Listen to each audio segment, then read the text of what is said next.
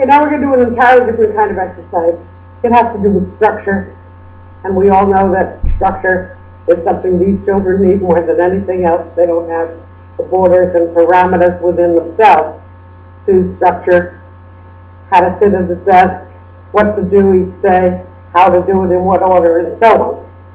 And the teacher has to be an ally to that part of the control system that's not working very well. So we have to structure much more in our classrooms and in our art rooms and so than other people do.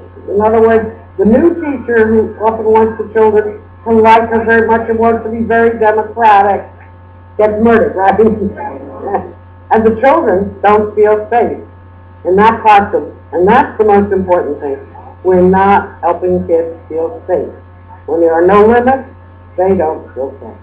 Green table. And you know what? I'm looking to see which table is the quietest, because I have a special treat for them. I want you to think of times when you've lost the group, so to speak. Can you give an example of what it was so we can learn from it? I had a group of just 3 kids. All 3 of them wanted to do 3 different things. These are high school seniors, not little ones. So we had to call the class to a stop. I had to give them about 3 minutes to settle down. And then together we decided what was the next thing we would do. It wasn't me telling them, now you do this, but what should we do? A child offered a solution and we worked with that. Have you had that also, Mark? I say something that I have not done on occasion is think of all the possible things that can go wrong. Think of all the choices that the students will find for themselves if you do not narrow their pool of choices for them in advance and give specific directions. Youngest children, one thing that we like to do is to try to clear the decks of other distractions. So when they come in, you have what you want them to be doing out and not have left things that, for instance, paint salve that they might immediately start to spill or make a mess with. If you looked around first and have a controlled situation instead of chaos. It's the same thing when you take them on trips. You have to, as a teacher, go on the trip first. And you want to get rid of most of the distractions by having maybe a map or some kind of direction of what you want them to see and what you want them to come out with. We talked about what to expect if there's going to be something scary. We went to the dinosaurs. That there would be loud noises because we know that bothers some of the children.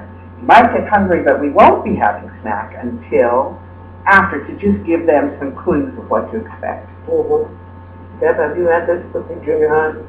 Yes, during science fair preparations, the children need so much individual attention because of the issues we're discussing, spatial awareness, planning, organization, that it's hard sometimes to keep control over a group that you're not working with when you're concentrating on one group. So it's important to try to keep everybody focused on something, even if you can't be sitting next to that particular child. You have to make sure that they know what they're doing, and you communicate clearly what's expected of them.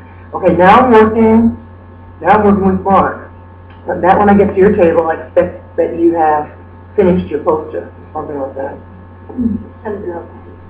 And you're talking about a group as small as 8? Yeah. That's right, 8 or 9. And when you think of many of the public schools that have between 28 and 45, the problem for this child is just enormous. Sally, you'd asked for ways of, how to get back control of your class if it was being particularly noisy. I was reading a story once to a group of kids, there must be 11 kids, and there were about 4 or 5 of them who were kept constantly chattering, they weren't really paying attention, and they were distracting the rest of the class.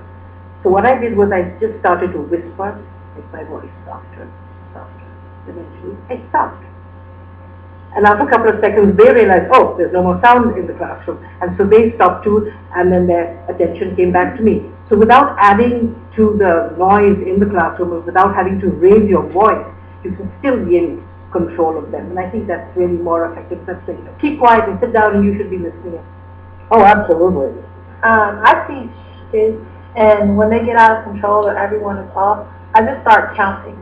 And maybe I'll count to 5, maybe I'll count to 10, but they all kind of look at each other and like, oh goodness, she's counting. And they're either thinking she's losing her cool or we need to pull ourselves back together so that, you know, she can continue on with her lesson. But generally, then they'll start helping me count and everything works out just fine. I've already established a system in my classroom that, you know, this is our class, but when things get out of control, you need to recognize that I'm an adult, I'm responsible for what happens in here, and therefore I'm going to take responsibility for when you're not doing what you're supposed to be doing.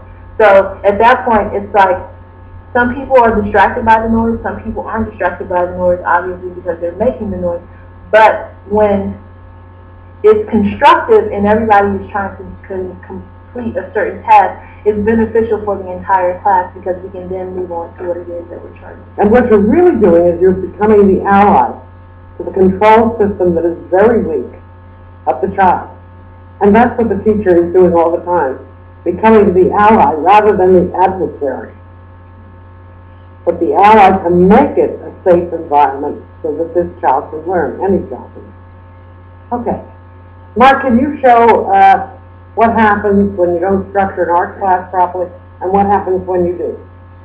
I didn't have my materials ready when they came in. You notice I said, you guys hold on for a minute. I went over here, and what I was thinking is I'd be over here a lot longer because this has happened to me. I've had classes where I had something I wanted them to do, and I realized I didn't have my material. I might have had to been over there for 10 minutes. You know, because they have that much free time on their hands, they get a little nutty, especially in an art room where they think they have free reign to play anyway. A lot of kids come to art thinking this is time to really kick back and do some pretty silly stuff. I want them to know, number one, that it is just as disciplined as a math class or any other class, and that there's very specific tasks. My task was not specific. I also was depending on them to have, once again, to have materials. I said, do you have paper? Did you bring paper with you? I need to have those things laid out, and this is not just for lower school kids, it's for high school kids too. Because with art, especially when they're first taking art, they're often functioning with the same fears that a 7-year-old would have, because art can be very intimidating. Okay, I would continue this lesson until they had this cube, which is 3-dimensional.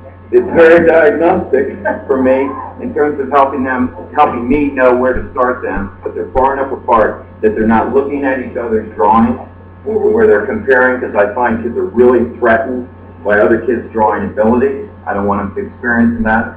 I also want them to each have a pencil that's exactly the same because they'll get into fights about color at this point.